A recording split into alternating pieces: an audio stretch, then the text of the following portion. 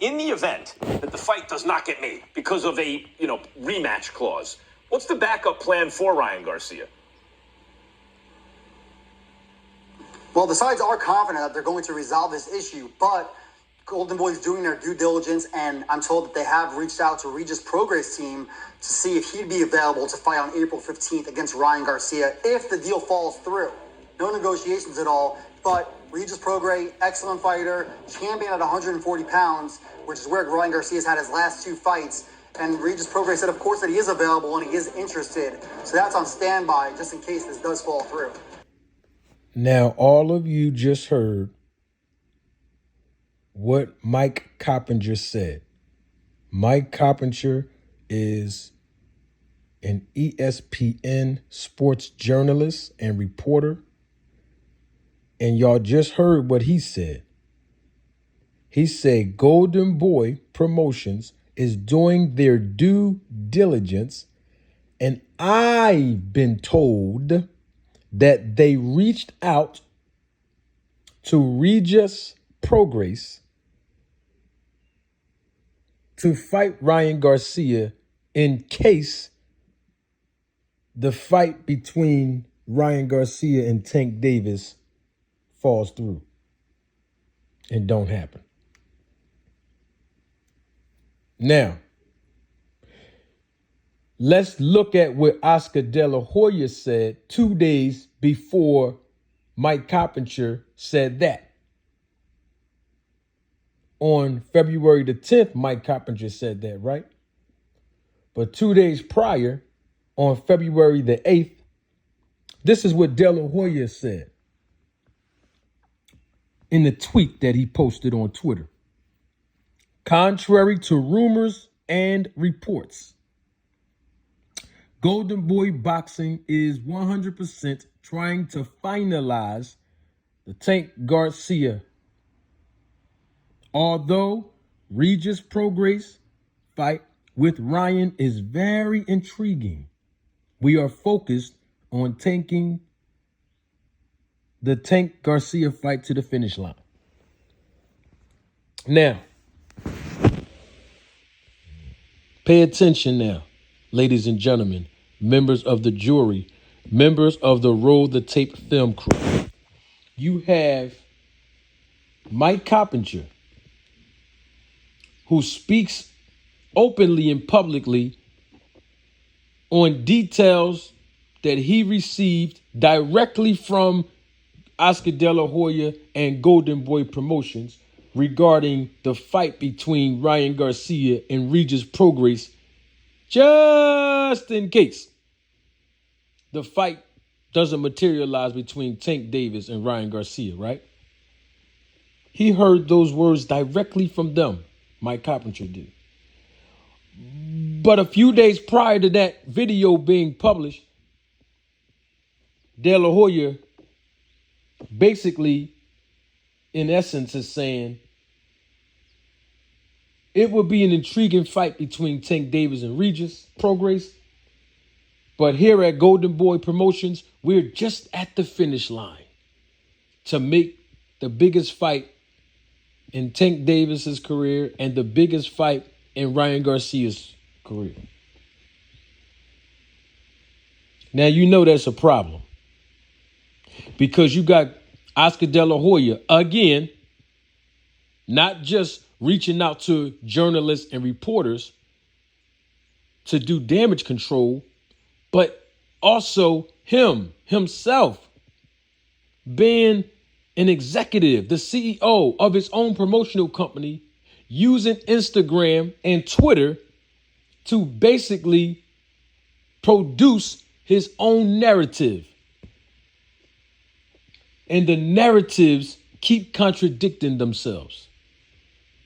And so if Terence Crawford is planning on signing with Golden Boy Promotions, he should be sitting back watching not just the tree, but also watching the fruit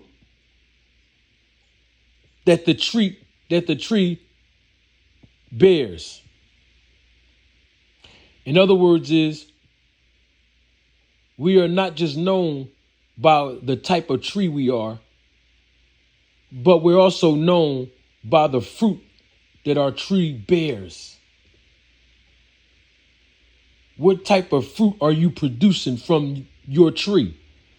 And so if this is how Golden Boy Promotions is as a tree with regards to instability and contradictions, the fruit that they bear and produce will become rotten if Terence Bud Crawford signed with them.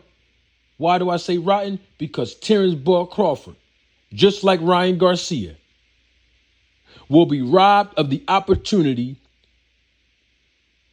to secure the biggest payday of his career.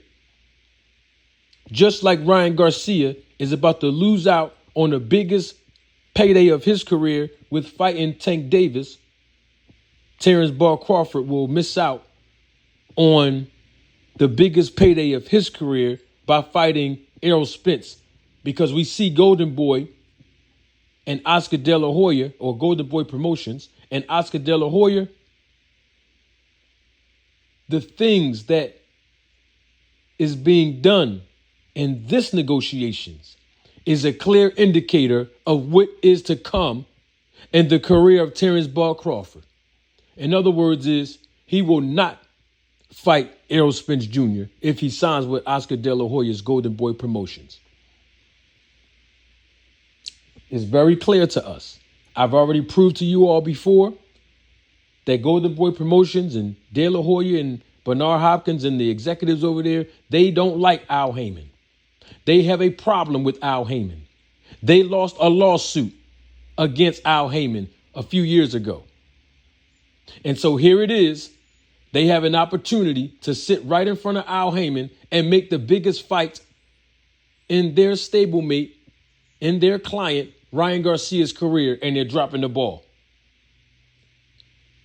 And it will be the same outcome based on the fruit that they are producing from their tree if Terence Bud Crawford signs with Golden Boy Promotions, and they will have to go and be on behalf of Terence Bud Crawford and negotiate with Al Heyman again to make that fight happen between Terence Crawford and Errol Spence.